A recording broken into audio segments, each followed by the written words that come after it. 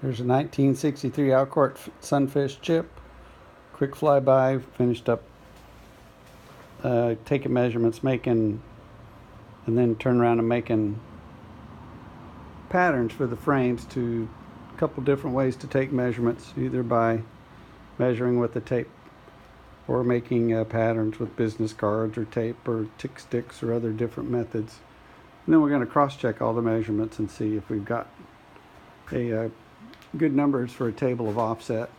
It's like, why, you ask? We plan on making a wooden sunfish? It's like, not really.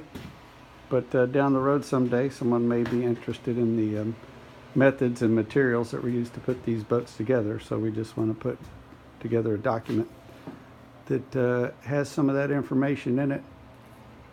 The types of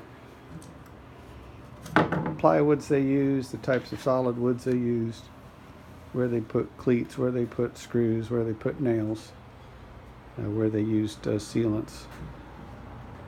Those types of things will be what is contained in there. So if someone comes across an older boat, they need to figure out how to repair it. This will be information where they'll be able to do that.